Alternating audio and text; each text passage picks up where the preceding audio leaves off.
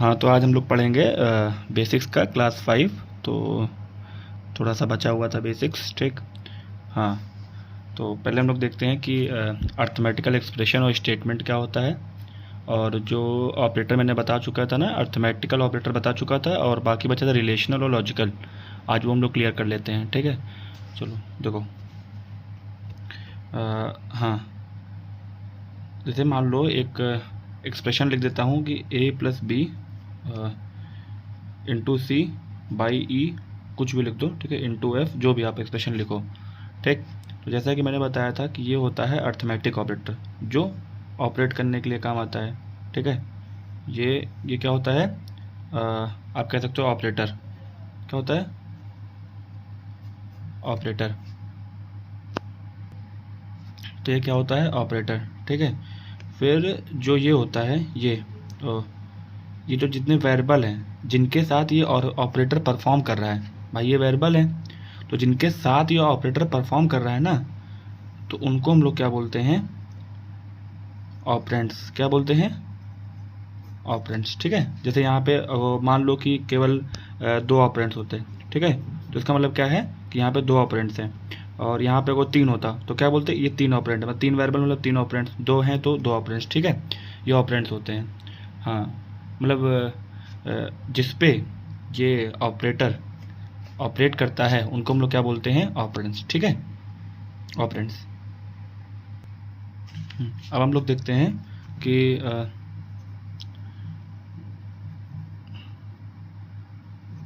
Arithmetical expression क्या होता है और एंड अर्थमेटिकल स्टेटमेंट क्या होता है, ठीक है। तो हम लोग पढ़ते हैं कि अर्थमेटिकल एक्सप्रेशन और अर्थमेटिकल स्टेटमेंट क्या होता है, ठीक है। तो पहले आप यहाँ पे एक चीज़ बताना भूल गया कि देखो, जो ये चीज़ होता है कि ये देखो ऑपरेंड्स होते हैं, ठीक है, सॉरी, ये ऑपरेंड्स होते हैं और ये ऑपरेटर होते हैं। लेकिन इन दोनों को जो इनक्लोज करे, मतलब इन दोनों को, उसको मिला के हम लोग क्या बोलते हैं? एक्सप्रेशन। क्या बोलते हैं? एक्सप्रेशन, ठीक है। आया समझ में? सबको मिला के, मतलब ऑपरेंड्स भी और ऑपरेटर भी, उन दोनों को मिला के हम लोग क्या बोलते हैं? एक्सप्रेशन, ठीक है। देखो, तो हमने यहाँ पे एक एक्सप्रेशन लिख दी। क्या लिख दी? यहाँ पे एक एक्सप्रेशन लिख दी, ठीक। देखो, उस एक्सप्रेशन में क्या है? ऑपरेटर है और क्या है? वेरिएबल है, ठीक है। तो ये क्या है? नॉर्मल, ये अर्थमेटिक एक्सप्रेशन है। क्या है? अर्थमेटिक एक्सप्रेशन, जिसमें क्या हो सकता है? जिसमें कांस्टेंट भी हो सकता है, ये भी ऑपरेंड्स ही है, ये ध्यान रखना, ठीक है। जिनमें कांस्टेंट हो सकता है, जिनमें वेरिएबल हो सकता है, जिनमें ऑपरेटर हो सकता है। तो ये कोई रिजल्ट देंगे, ये क्या देंगे? कोई मीनिंगफुल क्या देंगे?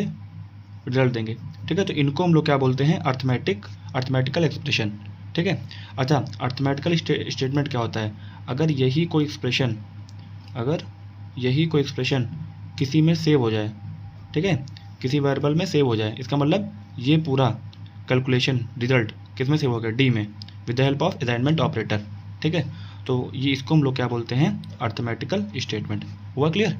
ठीक है। तो ये कॉन्सेप्ट था क्या? अर्थमेटिकल एक्सप्रेशन का और अर्थमेटिकल स्टेटमेंट का। हाँ, एक लाइन का क्वेश्चन आ सकता है, समझे? बस इतना ही इसमें जानना था। हाँ तो कॉन्सेप्ट क्लियर हो गया ना?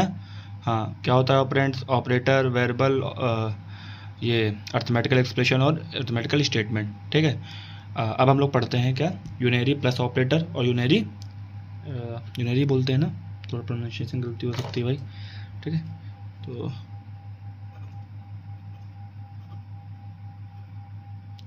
देखो, सिंपल से क्या है? प्लस ऑपरेटर है, ठीक है, जो कि ऑपरेंड, अब ये क्या है? ऑपरेंड है, ठीक है। इस पे प्लस आगे लग जाएगा, लेकिन इसका मतलब ये कुछ नहीं, मतलब इसका मतलब क्या है? रिजल्ट जो है वो क्या रहेगा? सेम रहेगा। मतलब आपने +8 किया तो रिजल्ट भी क्या आएगा? आंसर 80 आएगा, ठीक है, कोई बदलाव नहीं होगा, ठीक। अब हम लोग कहते हैं यूनरी माइनस ऑपरेटर। इसका मतलब क्या है? इसका मतलब ये है, देखो, अगर आपने ए की वैल्यू -10 है, समझो, पहले आप ए की वैल्यू +10 समझो, ए की वैल्यू +10 है, किसी के सामने -10 लग गया, -a लग गया, ठीक है। तो इसका मतलब रिजल्ट किस में आएगा? -10 आएगा। इसका मतलब क्या है?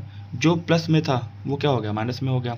दूसरा देखो, अगर a -10 है, ठीक है, फिर आपने -a लगाया, तो इसका मतलब क्या है, माइनस का -10 is equal to minus plus +10।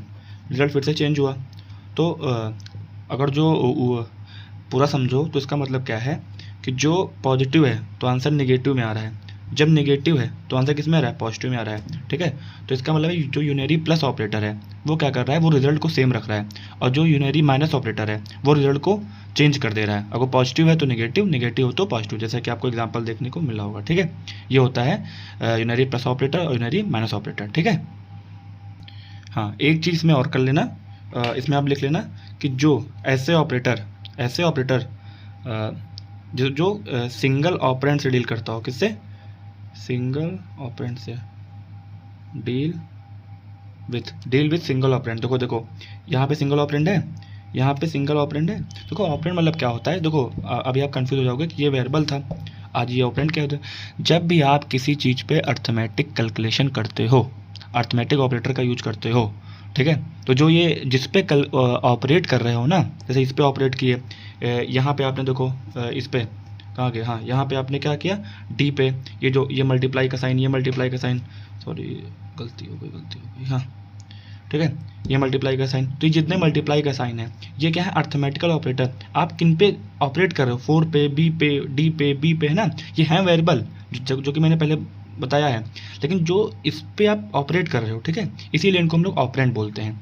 ठीक है, इनकी भाषा में, इसीलिए कि ऐसे ऑपरेटर जो कि सिंगल ऑपरेंड से डील करते हो उन्हें हम लोग कहेंगे यूनरी ऑपरेटर। उनमें दो प्रकार होते हैं, unary plus operator, unary minus operator.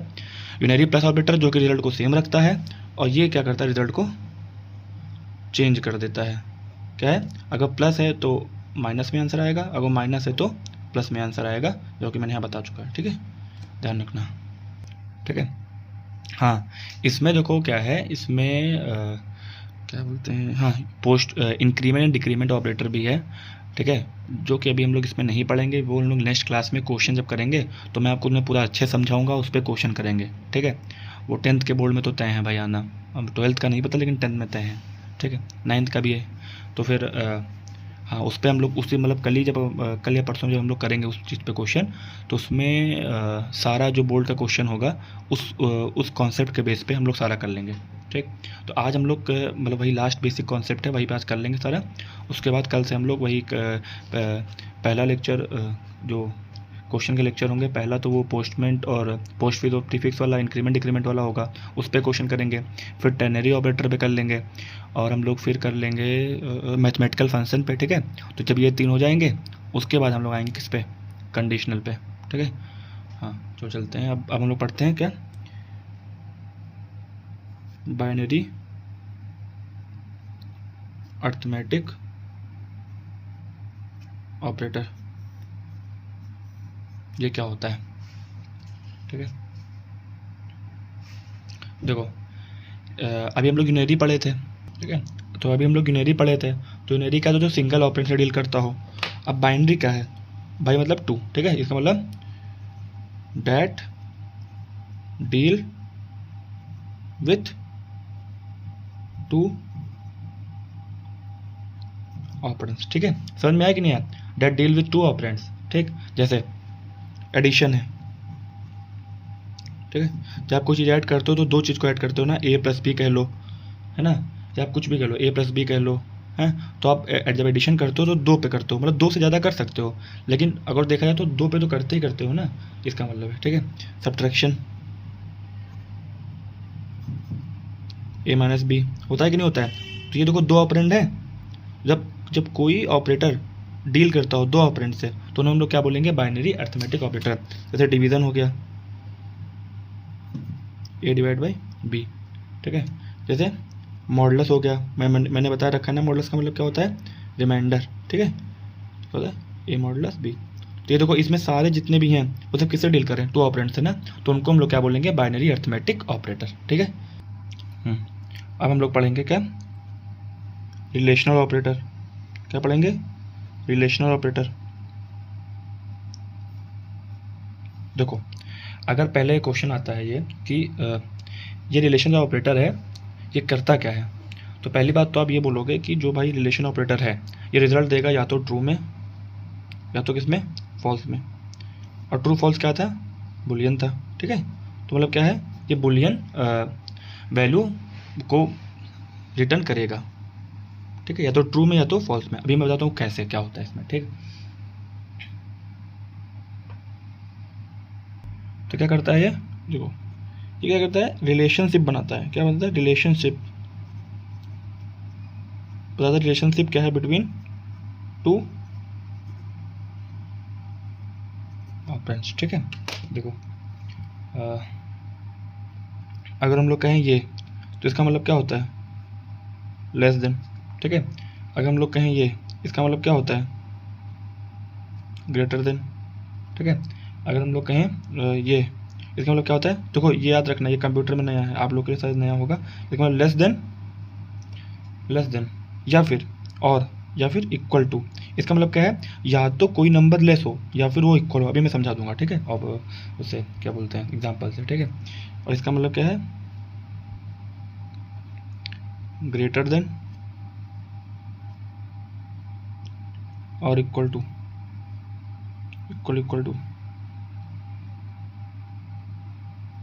या फिर नॉट इक्वल टू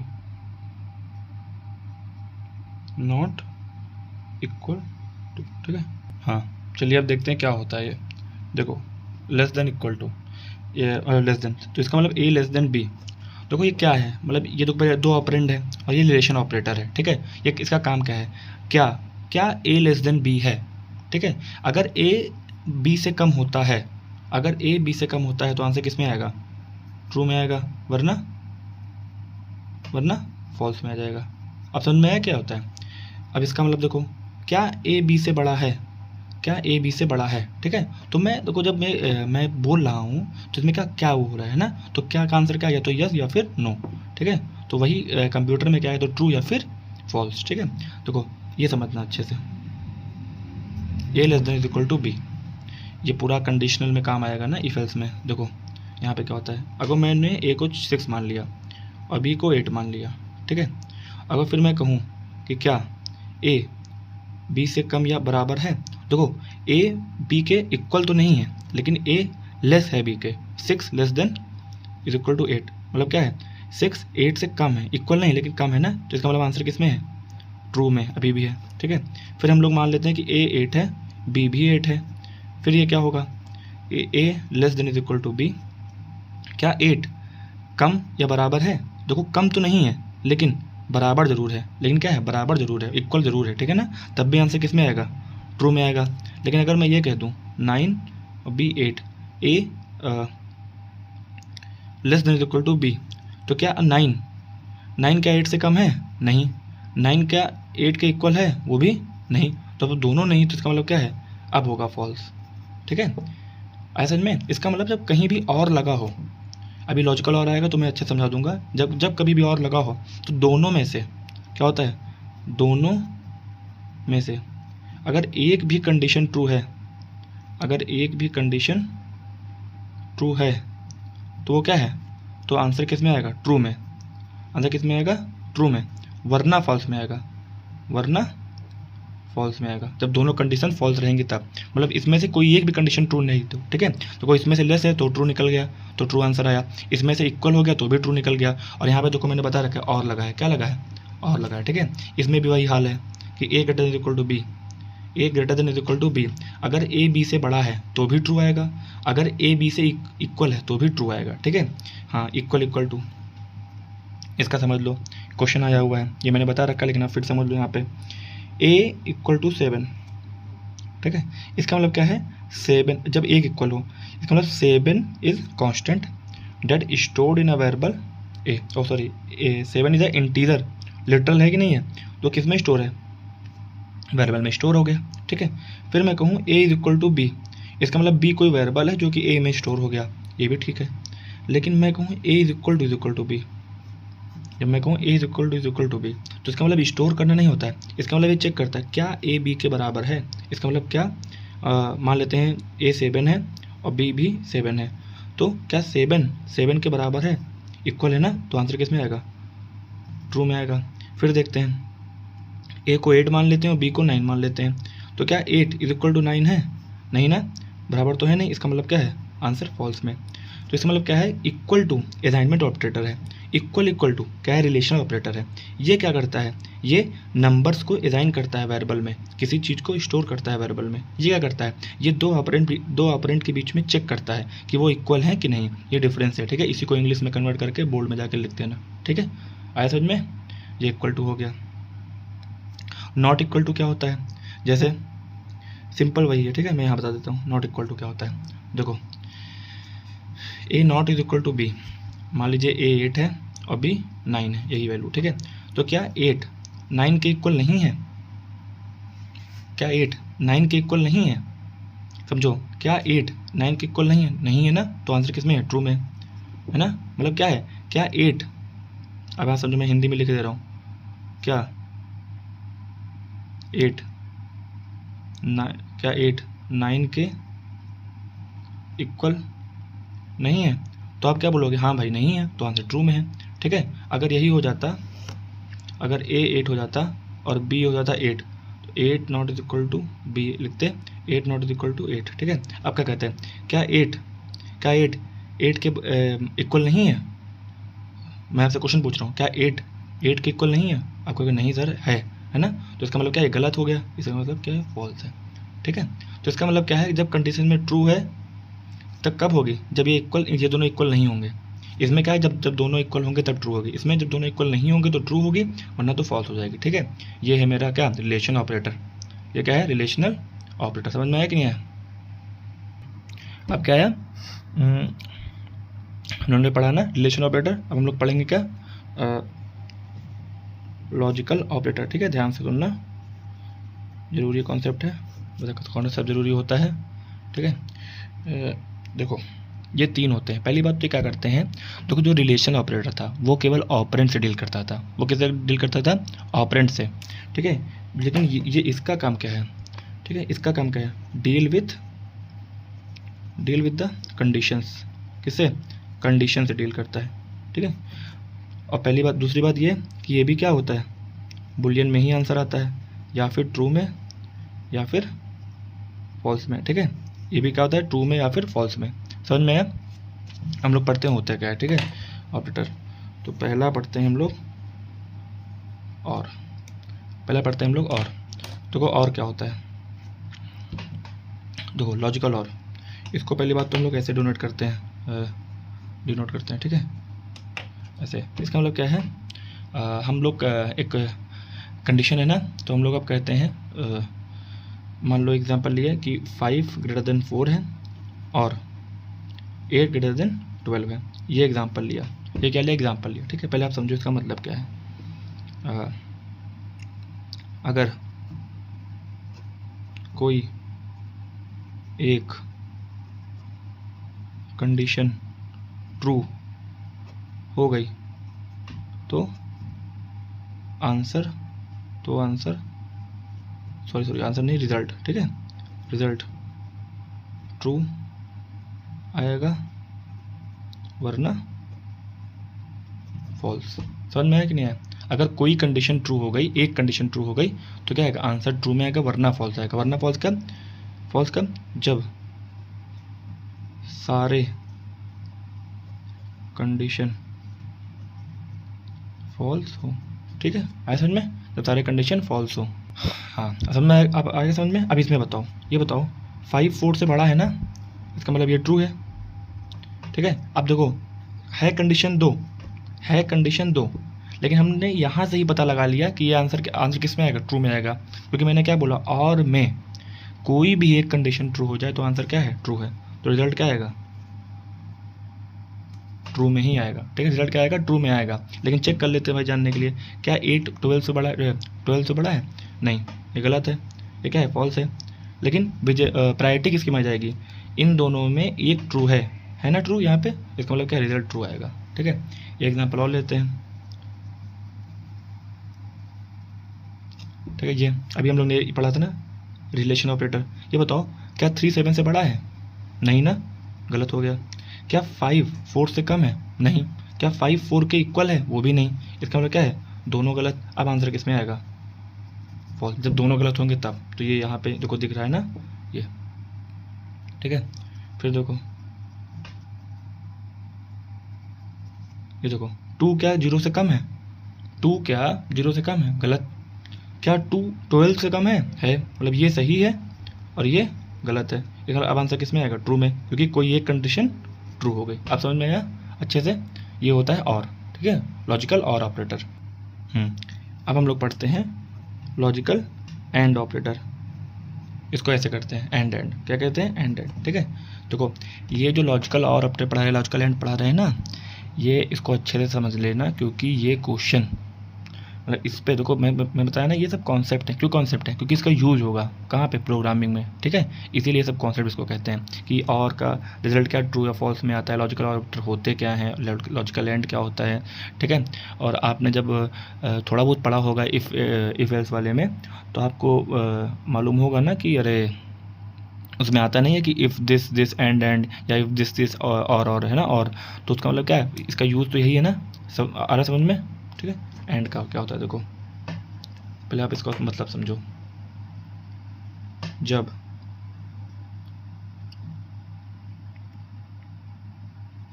जब सारे कंडीशन ट्रू होंगे तब रिजल्ट ट्रू होगा, वरना फॉल्स। मतलब कोई एक भी अगर फॉल्स निकल गया, तो रिजल्ट किस में आएगा, फॉल्स में ही आएगा।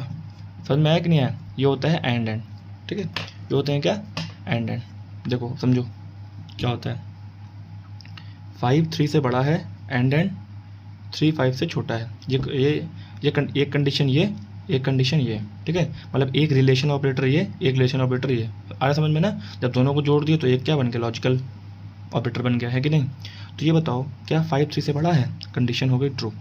क्या 3 5 से छोटा है, कंडीशन हो गई ट्रू। जब दोनों सारे कंडीशन ट्रू हो रहे तो आंसर किस में आ रहा है, ट्रू में आ रहा है, ठीक है। एक और देखते हैं, 6 = 6 एंड 3 0 से बड़ा है। अब देखो क्या 6 6 के इक्वल है, हाँ है, तो आंसर क्या है, ट्रू, ठीक है। आंसर क्या है, ट्रू। आप इसको टिक भी कह सकते हो, मतलब इसको ट्रू भी कह सकते हो, इसको टिक, मतलब मैं समझाने के लिए बता रहा हूँ, ठीक है। और क्या 3 0 से बड़ा है, ये भी सही है, तो ये भी क्या है, ट्रू है। जब दोनों ट्रू हैं तो फिर से आंसर किस में, ट्रू में, ठीक है। अब देखो